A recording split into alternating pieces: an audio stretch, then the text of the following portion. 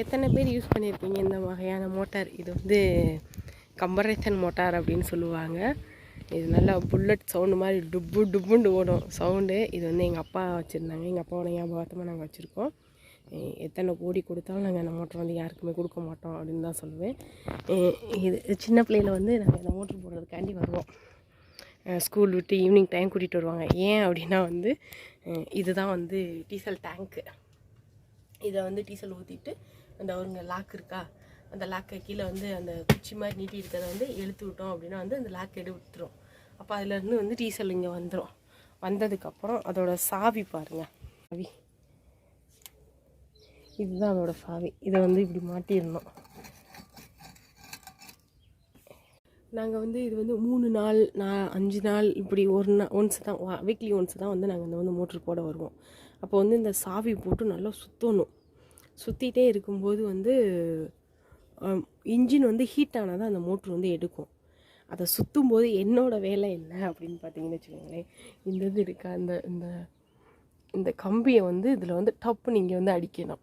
இதை அடித்தா தான் வந்து மோட்ரு ஸ்டார்ட் ஆகும். அங்கே சுற்றிக்கிட்டே இருக்கும்போது எங்கள் அப்பா அப்படின்வாங்க. அப்போ நான் டப்புன்னு இதில் வந்து அடிச்சிடுவேன். இப்போ உள்ள ஜாம் ஆகி போயிருக்கு, அடிக்க முடியலை.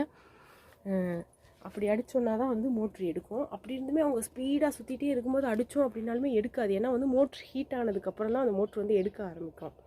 ஆயில் மோட்ரு இந்த புகைக்கூடுலாம் புகை அப்படியே கரும்புகையாக வரும், துபுக்கு துபுக்குன்னு. அதில் ஃபுல்லாமே கரிச்சிட்டி கலரில் ஒட்டி இருக்கும். அதெல்லாம் எடுத்து பொட்டு வச்செல்லாம் விளாடுவோம். அதுக்கப்புறம் இது வந்து சுற்றணும். இது சுற்றுறது ரொம்ப கஷ்டங்க, பயங்கரமாக இருக்கும் வெயிட்டாக. அப்படி பிடிச்சி சுற்றும் போதே துமுக்குன்னு சத்தம் வரும். அப்படி கட்டன்னு சுற்றும்போது டபக்குன்னு அடிக்கணும். அப்போ தான் அந்த மோட்ரு ஸ்டார்ட் ஆகும். அதெல்லாம் ஒரு வேறு லெவல் எக்ஸ்பீரியன்ஸுங்க, செம்மையாக இருக்கும். சுவிட்சை போட்டோன்னா மோட்ரு ஓடிடும். அந்த மாதிரி நிறைய டெக்னாலஜி வந்துருக்கு. அப்போ வந்து நல்ல ஹெல்த்தியாக இருந்தாங்க. இவ்வளோ பெரிய மோட்டராக இருந்தாலும் வந்து சுற்றி போட்டு வேலை பார்த்தாங்க. இப்போலாம் இவ்வளோ டெக்னாலஜி வந்துமே வேலை பார்க்குறதுக்கு ஆட்கள் இல்லை அப்படின்னு சொல்லலாம்.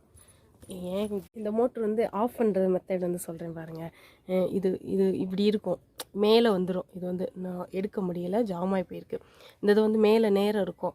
இதை வந்து இப்படி அமுக்கிட்டோம் அப்படின்னா வந்து கீழே அமுக்கிட்டோம் அப்படின்னா வந்து மோட்ரு வந்து இதுதான் ஆஃப் பண்ணுற சுவிட்சு மாதிரி. ஆன் பண்ணுற சுவிட்சு வந்து அந்த இது, ஆஃப் பண்ணுற சுவிட்சு வந்து இது. ஆஃப் பண்ணிவிட்டு அதுக்கப்புறம் இதை எடுத்து விட்டுட்டு அப்படியே கிளம்பிடுவோம் வீட்டுக்கு. உங்களுக்கும் இந்த மாதிரி கம்பரேட்டர் மோட்டார் எக்ஸ்பீரியன்ஸ் இருந்தால் சொல்லுங்கள். கண்டிப்பாக இருக்கும் எல்லாருக்குமே. அந்த முந்தி காலத்தில் வந்து இதுதான் ஃபேமஸ். இதெல்லாம் வந்து தூக்கணும் அப்படின்னா அந்த கீழே பாருங்கள், இந்த கட்டை மாதிரி இருக்கும், அவங்களே ரெடி பண்ணி வச்சுருப்பாங்க. கீழே மண்ணுக்குள்ளே போதும்